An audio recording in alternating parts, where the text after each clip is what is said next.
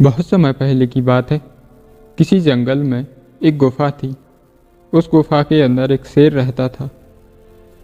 वह जंगली जीव जंतुओं को अपना शिकार बनाता था और दिन प्रतिदिन बहुत ही बलशाली हो रहा था। एक दिन जब शेर जंगली भैंसे का शिकार करके अपनी गुफा की ओर वापस लौट रहा था, तभी उसे रास्ते में एक अत्यंत ही कमज़ोर सियार मिला।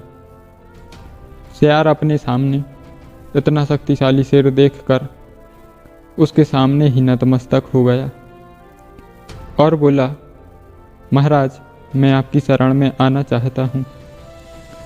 यदि आप मुझ पर कृपा करें तो मुझे अपना दास बना लें।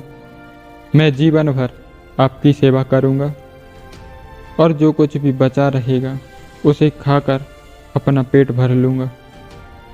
उसकी बात सुनकर शेर को उस पर दया आ गई। उसे अपने साथ रहने की इजाज़त दे दी।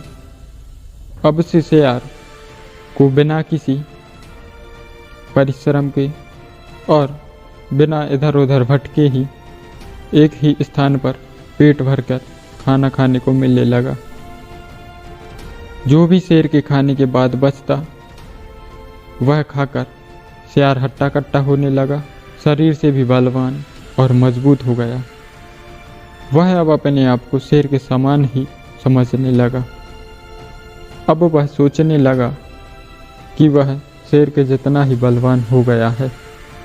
उसे अपने शरीर को देखकर बहुत घमंड होने लगा।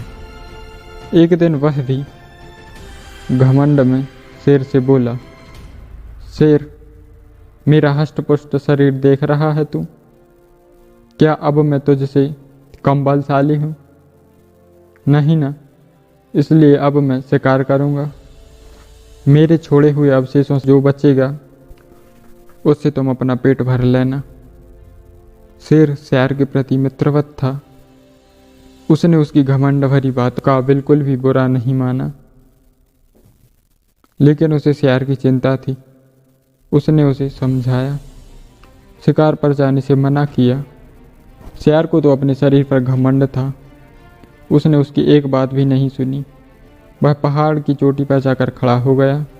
वहाँ से उसने देखा नीचे की ओर हाथियों का झुंड जा रहा है।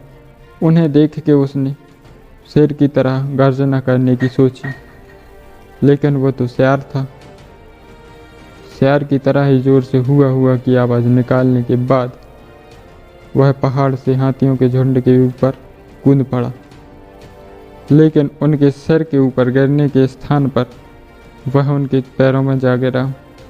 पैरों पर गिरने के बाद एक एक हाथी ने उसका सर कुचल दिया। इस तरह सियार अपने प्राणों से हाथ धो बैठा। पहाड़ के ऊपर खड़ा शेर अपने मित्र सियार की दशा देखकर बहुत ही दुखी हुआ।